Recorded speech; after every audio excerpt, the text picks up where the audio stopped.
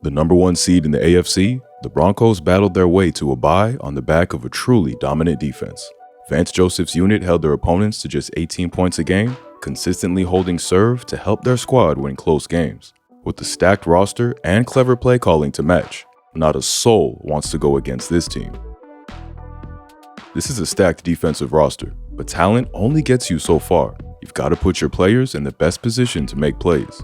With a plethora of pass rushing talent, Joseph maximizes their skill sets by consistently creating one-on-one matchups. It starts with their base defensive look, where the Broncos operate a 5-man line. With 5 men threatening to rush and only 5 offensive linemen to protect, the Broncos force their opponents into 5-out protection, creating solo matchups across the board. This leaves Nick Bonito in a one-on-one with the backup left tackle and practically teleports past him, ready to crash into the QB. The Chargers do try to send help here with a back chip, but talent wins out as Bonito is just too fast, wrapping up Lance and getting help from Zach Allen to put him in the dirt. When you can dictate to an offense what protection they must run, you can then layer on schematics, creating free rushers. The 5-man line forces the offensive line to match up one-on-one in protection, but not everyone on the line is coming. Both Bonito and Cooper drop into coverage, leaving the tackles preoccupied, as the backers work across dog path to the QB. Allen and Uwazurike pull the center and guard wide by working across their face, and Singleton will make sure to aim his rush path at the hip of the guard to pin him in and stop him from working to the second backer. The back's tasked with taking the first available man, and Singleton's rush path also pulls him left, creating a wide open lane for Sternad. However, Dak manages to avoid the sack with the frankly ridiculous throw that gets close to a completion. However, there's no doubt this snap is won by the schematics. Just because you show 5 doesn't mean you have to send 5. This front allows you to be ultra versatile without the QB knowing what's coming. The look forces the Cowboys into 5-out protection, but Tillman drops to form a quarters coverage. Javonte is supposed to chip here, but look at the get-off speed from Jonah Ellis, teleporting past the tackle and dodging the back to hurry Dak. Feeling the heat, Dak tries to get this to CD, but ends up throwing right at the dropping backer for the INT. And here, they completely befuddle the Jets with the drop 8 variant. Both edges drop this time, forming a 4-under-4 zone coverage, and the Jets' limited passing game is smothered into a scramble and eventual sack. The same principles and ideas of dictating protections continue as Vance layers on more looks. One of his favorites he loves to test offenses with is the double mug presentation. This sees them move to a 4-down line and walk 2 linebackers up in the A-gaps. This creates an immediate overload at the most crucial point of the line, forcing an offense to slide the protection or move the back into a sniffer position to be an immediate blocker. With the protection forced by alignment, the Broncos can then use creative blitz paths to again create free rushers. The slide will go left and the back will take 40, but Singleton drops into coverage, leaving the center with no responsibility, and one-on-one matchups across the line. Bonito uses the chip to take the inside angle, flying through to Dak, who somehow spins out, only to be cleaned up by John Franklin Myers. Against the Raiders, the alignment again forces the Raiders into a ragtag protection, and Myers gets a one-on-one matchup he exploits straight from the snap. Geno manages to escape the immediate sack with a step-up. However, this defense hunts as a pack, and Jonathan Cooper is there to play the supporting role. The Broncos are again aligned in the same double mug look, showing what appears to be man coverage, only to drop both backers and form a cover 3. The line and back slide to try to pick up this interior pressure, but are left without a job to do, as Zach Allen and Bonito execute a perfect TE stunt. The picker is always the most dangerous man. We say that a lot on this channel, and Allen pinballs through to rush Hurts into an offline throw. Extending the double mug look, the Broncos love to show cover 0 on crucial downs, again continuing their pursuit to dictate protections. Cover 0 forces the QB to reset the protection into a full slide, trying to leave the furthest man from the ball unblocked. The nature of 0 means one defender is always coming free, and the QB needs to throw hot, allowing creative coordinators to trick them with crafty coverages. The Giants do a good job to identify the furthest blitzer, but cover 0 is rarely an all-out rush, with 1 or 2 players popping out once they've caused a slide, dropping into passing windows. Dart never sees Sternad dropping, and the ball's going the other way in a crucial fourth-quarter comeback. Here's a late creep-up version against the Chiefs. The Chiefs motion to check if it's man coverage, but no one follows, so Mahomes assumes the pressure is going to be coming inside, having his center and back pick up the dropping linebackers. However, it's McMillan who's actually coming off the edge, with Greenlaw dropping to form a triangle over the 2 and 3 receiver. The Chiefs have 2 blocking 1, leaving McMillan free, who comes on a perfectly timed blitz to pounce on Mahomes. Same look again against the Jets, with the Broncos appearing to swap who's rushing when there's a motion to trips. However, this time it's just a 4-man rush, as the Broncos rotate into Tampa 2. Justin Fields takes half a second to work out what he's seeing, and by then, Bonito has whipped the tackle and comes crashing in for the sack. No chance to double anyone versus a 0 look. And here, it's against the Eagles. They start showing a 0-man look, but it's actually a sim pressure, with the edges, nickel, and safety rushing, and the rest dropping to form a cover 3. Nobody accounts for McMillan, who loops around to bring down Hurts. That's the scheming covered. Now, let's talk about the talent, as the Broncos have some of the best pass rushers in the league. The only team with 4 defenders over 7 sacks, they guarantee one-on-one matchups that these guys win with ease. Gotta start on the interior, with game wrecker Zach Allen, who's been unstoppable for almost 2 seasons now. Doing his best JJ Watt impression, he's had some Oscar-worthy snaps this season. His get-off here is immediate, pouncing on the opportunity to embarrass the guard. No wasted movement as he's straight into the swim move, sending Caleb Rogers onto his ass and opening a clean lane to Geno. Jonathan Cooper wins at edge with the spin move, and it's a 2-piece extra crispy. Here's another excellent get-off to get through the deck. He's into the set quickly, hitting Tyler Smith with the hezzy like he's James Harden, then juking hard to the space. Smith can only hang on for dear life as Allen escapes the grasp to wrap up Prescott. Against the Texans this time, and it's time for brute strength to join the party, extending his arm to knock him off balance and collapse the pocket. The walls gradually close in around Davis Mills, and he gets a hard lesson in claustrophobia. And here's more jet-like get-off, followed by closing speed and length that make him a consistent threat. Running a cross stunt, Wazirike flies across the face of the center to free him, and Allen wraps around for a free shot at the rookie. Joining Allen in the hunt are Nick Bonito and Jonathan Cooper, holding down the edge positions. Measured as the number 2 and 3 quickest get-offs in 2025, only behind Myles Garrett, these fearsome ends destroy tackles when given one-on-one matchups. More double mug to force one-on-one matchups, and watch them both whip their man.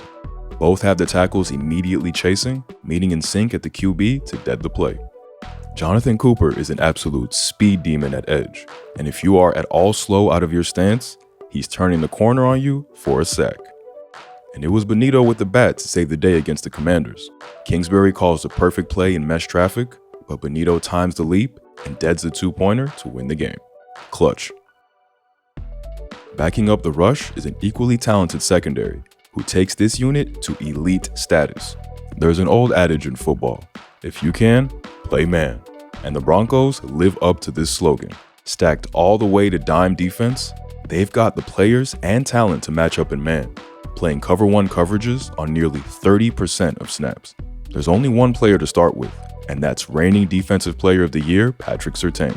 Able to match up against all body types and travel with the very best, Surtain is a lockdown corner in a world of inconsistent DB play. Beautiful work to keep on top of the release and create contact as AJ tries to push him vertical, smothering the space and allowing him to stick with the cut. He's running a slant, but Surtain parks himself in his back pocket, then executes perfect technique for the bat down. On 3rd and long, the Broncos don't back out of their man coverage, knowing they have the superior talent. Surtain is all over the excellent route runner Garrett Wilson, clamping him shut off the cut, then leaping in front for the breakup. Don't test him. Opposite PS2 is the Dreamcast, aka Riley Moss. He's a physical corner who will try to battle you off the route, and while he draws too many flags, he sets the tone and is a perfect complement as a number 2 corner. In the slot is Jaquan McMillan, who's quickly finding himself near the top of the nickel rankings, able to match in man and help out in the box. Great patience here in quarters, and then an athletic play to catch this Mahomes improv attempt. And here's a really nice show of baiting the QB into a throw only to crash down hard. He's all over the Eagles' boot out, but instead of attacking straight to the tight end, he hangs back inviting the pass, pouncing for the breakup when Hurts pulls the trigger. The Broncos have the personnel to match all the way to dime, bringing 6 DBs onto the field often, and occasionally even 7. Against the Eagles, they've shifted into dime on the long 3rd, and it's the extra DB, Jahdae Barron, making the play. Covering Goddard running the post, he catches him at the top of the route, slowing his momentum, then hangs on his hip, jumping in front when the QB thinks he spots a window. And against the boys from Jerry World, an even better piece of coverage. The Broncos are in cover 2 man here, and Dak thinks he can slot this into the middle gap between corner and closing safeties. However, Barron times his look back perfectly, jumping the ball and going back the other way. We've only been looking at the corner so far, but there's another important man that we gotta mention in this secondary. One of the best offseason acquisitions and one of my personal favorite players, Talanoa Hufanga, is in the elite class of safeties. The secret weapon of this defensive unit, he helps tie it all together, acting as a torpedo support in the run, but equally capable of dropping back deep in coverage. Here's an unbelievable piece of coverage, straight out the Ed Reed bag of tricks. Hufanga opens up his hips to the field and shuffles back as if he's heading to the center. But this is all just to bait the long ball from Davis Mills. Before the ball is even in the sky, Hufanga is twisting and turning back to Nico Collins to get over the top of the go ball. It's brilliant tracking and trickery, but the collision sends the ball to the ground. This time, playing man-to-man, the Broncos start out in a too-high look, but Hufanga will creep down closer to the line to get a better angle on his assignment.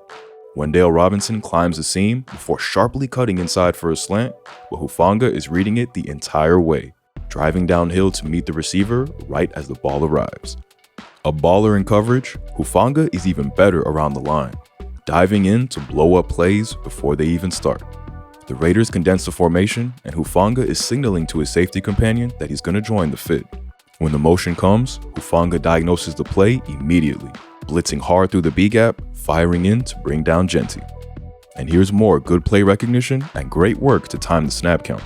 The Eagles have been using an exaggerated signal to time the snap, and Hufanga is all over it, triggering right as the ball is snapped and through the gap of the pulling guard. The same side power play has no chance to develop, and Barkley's going down in the backfield. More excellent reading here, followed by a superstar effort to make the tackle. Running a read option, Dart has his back to the plate, reading the opposite way, giving Hufanga the chance to sneak down and fire in off the edge unblocked. He's straight into the back and wrapping him up for no gain, but Tyrone Tracy never got the ball as Dart keeps with the end crashing. Noticing no ball, Hufanga bounces himself free and sends his pursuit after Dart, dragging him down in the backfield for what is his second TFL on the play. The ability to read the play isn't just a Hufanga trait, but a unit-wide phenomenon. Clearly, the coaching staff do an excellent job at drawing the scouting plays and breaking down the tape for their players, with players across all levels of the defense deciphering plays before they happen. Here, Dre Greenlaw shows a telepathic ability to see the screen coming. Reading the line, neither set back to pass nor come downhill in the run, he's all over the tight end screen to Mayer. Greenlaw is triggering to the spot before the play has even started to show, going through the tight end's legs to blow this one up. This time, it's fellow linebacker Nick Singleton with the sixth sense for the play. The Cowboys condense and try to run one of the league's trendy plays and counter end around. However, Singleton is never fooled by the misdirection. Spotting the tight end pivot on the motion to become the lead blocker, he's shuffling left to get out wide of the block, there to meet the receiver before he has any chance to turn this into a big play. Everyone on the team seems so in tune and well prepared for what they're likely to see. Watch Riley Moss's ridiculous pursuit to help shut down the screen. When the back swaps sides with Dak, he completely reads the RPO, hauling ass to the screen, knowing where Dak is going to attack, and trying to trip up Turpin. He can only slow him down, but he forces a redirect, and the defense swarms. And more good reading against the Texans' trickery. They try to get the ball wide fast with the jet motion, but no one's fooled by the fake run the other way, with Benito and McMillan getting outside their blocks and sending the run inside. Jalen Noel tries to find the cutback lane, but finds himself surrounded and down for a tackle for loss. With a defense that can hit you from all angles, the Broncos are a matchup nightmare for any team looking to escape the AFC bloodbath. They may be talented, but they don't just rely on winning their matchup. Vance Joseph brings this defense an extra edge with schematic trickery. The only question is, can the offense keep up and take this team deep into the playoffs?